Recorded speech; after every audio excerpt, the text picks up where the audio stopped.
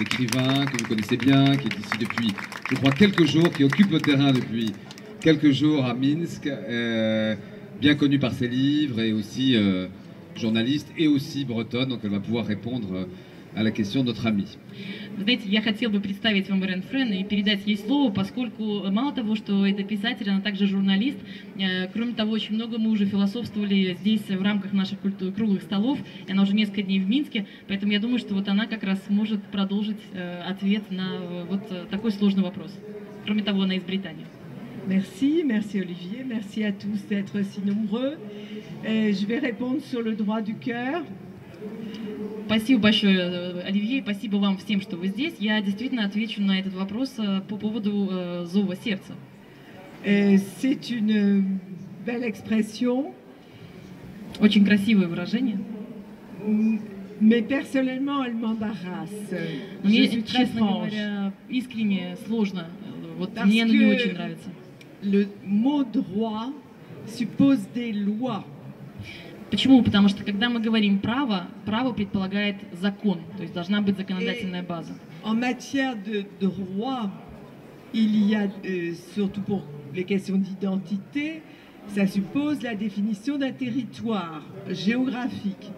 Ну, а если говорить о праве с точки зрения идентичности, мы предполагаем право территории, особенно в географическом смысле этого слова. Donc, si je regarde les choses du point de vue du droit, depuis le traité d'union avec la France au XVIe siècle, le territoire du duché de Bretagne est devenu un territoire de la couronne royale, puis de la République française. Ну и если говорить с точки зрения территории, то с XVI века, когда был заключен союз с Францией, то графство Британии вошло в состав в целом королевства и также французской территории. Et donc, moi, je ne peux pas raisonner comme ça par rapport à mon identité bretonne, parce que je trouve que l'expression est quand même un peu clivante. Moi, si j'aime, si j'ai du cœur, je pense que j'en ai, il n'a pas de frontières et il n'obéit pas au droit qui est dans les livres de droit.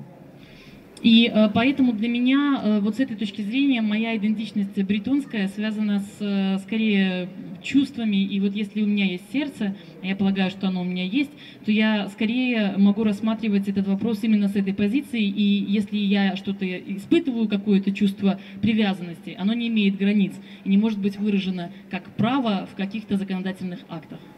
Et je vais vous donner un exemple très concret. Vous avez compris que je suis une femme assez pragmatique depuis que je suis ici.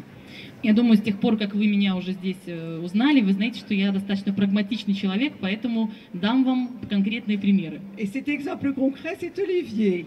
Вот, кстати, мой пример – это как раз Оливье. Je suis née en Bretagne, à Lorient, de parents bretons. Mon père du cœur de la Bretagne, très très pauvre paysan. Ma mère sur la côte bretonne, avec juste un petit peu plus de sous. Я родилась в городе Лориан в Британии. Оба мои родители, оба из Британии также. Мой отец бедный крестьянин из центральной части Британии, а мать из семьи чуть-чуть более богатой и с побережья Британии. Tous les deux souffraient énormément dans cette ville francophone d'avoir été empêchés de parler breton, la langue étant souvent le fondement d'une identité, il me semble. И оба они достаточно много пережили и много страдали как раз от того, что не могли говорить по-бретонски. А мне кажется, что как раз язык часто является основой любой национальной идентичности. Donc comme je suis leur fille, je pourrais me promener en disant, après tout, je suis la plus bretonne des bretonnes. Et accorder le cœur quand je veux à quelqu'un qui me plaît, qui n'est pas breton. И мне казалось, что вот я уж бретонка, дальше некуда, могу себе спокойно выбирать любого возлюбленного, и даже уже если он не бретонец, неважно, главное, что он мне нравится. Je ne pense pas qu'Olivier soit né en Bretagne, mais Olivier, il adore la Bretagne, et il est ce qu'on appelle, en effet, un breton de cœur. puisqu'il adore ce pays, qu'il y vient depuis longtemps, que sa famille a une maison, que son grand-père a écrit des poèmes en breton il y a une centaine d'années, ou peut-être le arrière-grand-père. Et d'ailleurs, dans son nom, il y a le mot, le pseudonyme qu'avait choisi son grand-père, qui est Arvor, qui est veut dire le pays de la mer, c'est un nom poétique. Ну и вот как раз Оливье – это тот пример, где таких истинно бретонских корней у человека нет. Вот Оливье не из Британии родом, его семья, однако, тем не менее, он сегодня считает себя бретонцем по зову сердца как раз.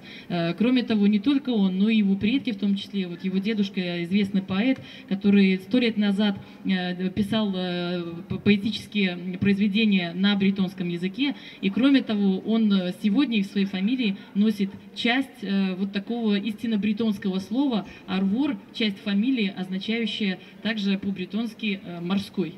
J'aime beaucoup Olivier, mais admettons que je le déteste. Ну вот я, предположим, очень люблю Оливье, а вот представьте, что я просто его ненавижу. Je serais très arrogante, si je détestais Olivier, de lui refuser le droit du cœur. Ну и даже в этом случае, если вдруг я его ненавидела, было бы для меня прям невообразимо, как я ему отказываю в праве зова сердца. Sur quel fondement le ferais-je? De ma détestation d'Olivier? Потому что, ну как мне отказать его в зове сердца любить Британь? Просто от того, что я его лично не люблю. En revanche, je n'ai pas droit, si je déteste Olivier, de lui dénier la nationalité française. Mais là, ce serait sur des fondements juridiques. Кстати, вот и французскую национальность я также не могла бы у него отнять просто от того, что он мне нравится либо не нравится. Но в этом случае французская национальность это уже достаточно политическое понятие. Et vous voyez, personnellement, je vais faire un autre raisonnement. Ça fait 4 jours que je suis ici. Bon, c'est beaucoup pour réclamer le mot de Biélorusse de cœur. Mais si je vivais ici, j'aimerais bien que mes amis me disent « tu es Biélorusse de cœur », mais je n'aurais pas besoin d'aller le demander au président. И я приведу вам еще один пример, чтобы проиллюстрировать эту же мысль. Вот уже 4 дня, как я в Беларуси, я думаю, что я еще не дошла до того этапа, чтобы оценить, насколько я действительно могу себя чувствовать белорусской по зову сердца, но я бы хотела, если это будет возможно в будущем, чтобы я действительно могла, так сказать, чувствовать себя белорусской по зову сердца. И, кстати, если я даже это сделаю, мне не нужно просить какое-то специальное разрешение у президента страны. Mais je comprends bien ce qu'il y a dans cette idée, c'est que on a, je suppose que c'est ce que vous mettez derrière cette idée droit du cœur, ce mot droit du cœur. Moi je récuse le mot droit, mais je dirais partage du cœur, parce que quand on est breton de cœur, ou biélorusse de cœur, je suppose que c'est parce qu'on partage les mêmes valeurs, d'une identité dans laquelle on se reconnaît, la même sensibilité et aussi un rêve que certains mettent en action, comme par exemple Olivier par rapport à la Bretagne, dans des créations artistiques, dans des projets, dans des en promotion économique, etc., etc. Mais par exemple, pour promouvoir la Bretagne, si on aime la Bretagne, c'est tout à fait spontané et naturel de promouvoir la Bretagne à travers la création artistique, économique, toutes sortes de projets. Donc je comprends ce que vous voulez dire, mais c'est juste le petit mot de droit parce qu'il est un peu sévère, je n'ai pas tout à fait approuvé.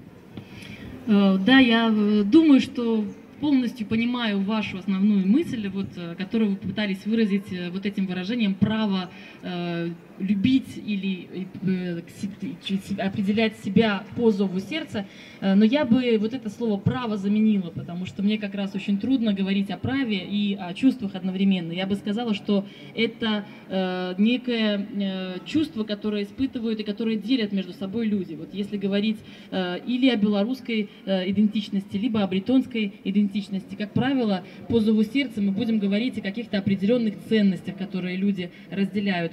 Будем говорить о каких-то чувствах или, может быть, даже о каких-то мечтах, вот как и в случае с Оливье, которые мы вкладываем в то, что мы делаем на благо своего родного края. И в частности, это может быть в том числе работа в артистической сфере, это может быть создание каких-то произведений, либо это может быть продвижение экономического потенциала своего края, либо любое другое продвижение, и оно происходит достаточно спонтанно, потому что человек испытывает вот эту необходимость внутренне по зову сердца. И вот в целом я совершенно разделяю и понимаю основную мысль вашей конференции, основной вывод изложенный здесь, но вот просто я бы убрала слово «право».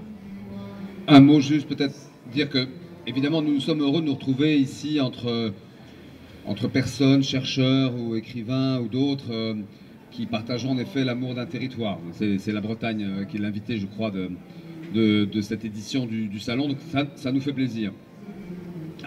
Néanmoins, puisqu'on parle ensemble les uns les autres, il faut quand même savoir et bien insister sur le fait que nous sommes dans un moment de l'histoire où tous les peuples se posaient la question des identités et se les posent comme ils le peuvent, plus ou moins bien, et parfois quand ça s'appelle les Hutus et les Tutsis, ça se passe pas bien, et quand ça s'appelle se poser des questions parce qu'on a envie de savoir qui on est, ça peut se passer bien dans un cadre démocratique, en effet, tout à fait acquis. C'est parfois la guerre, et c'est la guerre pas loin, c'est la guerre dans l'environnement qui est le nôtre, ici nous les Européens, vous et nous.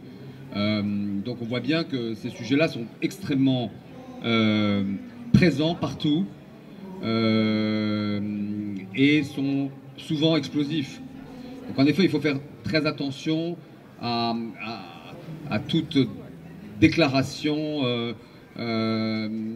et à tous les moyens coercitifs qui peuvent être la guerre, l'armée et aussi des juridictions d'exception.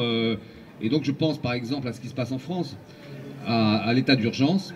Peut-être dire un mot pour conclure, juste pour donner une information. Il y a ce débat sur la déchéance de nationalité. Actuellement, il n'est pas tranché, en fait, pour être bien précis, étant journaliste et diplomate. L'Assemblée française a voté la déchéance de nationalité pour tous les citoyens qui commettraient un acte répréhensible. Enfin, moi, je ne rentrerai pas dans le détail. Mais le Sénat doit approuver, puis après, ça reviendra à l'Assemblée. Et puis, comme il s'agit de modifier la Constitution, et là, on arrive à ce qu'a dit Irène, une modification des points de la Constitution, ça doit être présenté dans ce qu'on appelle le Parlement réuni, l'Assemblée et le Sénat, et le chemin est encore long avant que cette déchéance de nationalité soit inscrite, ce qu'il faut pour qu'elle soit applicable, dans la Constitution française. Если позволите, я также скажу пару слов. Действительно, вот эти вопросы идентичности сегодня волнуют как в Западную Европу, так и Восточную Европу, нас всех европейцев. И очень хорошо, что сегодня мы собрались здесь все вместе. Это и ученые, и представители литературного мира. Я вот дипломат, также журналист, и для меня очень важно, что мы сегодня имеем возможность задать вот эти вопросы. И хочу обратить ваше внимание на то, что очень аккуратно нужно в целом говорить о национальной идентичности, особенно понимая, как сегодня в наши дни на этом историческом этапе часто эта тематика обладает повышенной взрывоопасностью. Действительно, многое декларируется, однако часто эти вопросы национальной идентичности вовлекать могут и в какие-то военные процессы, также вовлекается армия, какие-то юридические аспекты жизни общества. И вот в частности, если говорить о Франции, то во Франции Франции также актуальна эта проблематика. Сегодня мы говорим уже о чрезвычайном положении французского государства, и с учетом вот такого особого положения действительно речь идет о возможности лишения национальности отдельных категорий граждан. И вот сейчас этот вопрос находится в парламенте, и есть определенная процедура. Вначале рассматривает Генеральная Ассамблея, потом рассматривает Сенат, потом снова Сенат и Общее собрание вместе, и только после этого мы можем вносить возможные изменения в Конституцию. А это то необходимое требование, поскольку без этого лишение национальности невозможно. Это должно быть конституционное решение.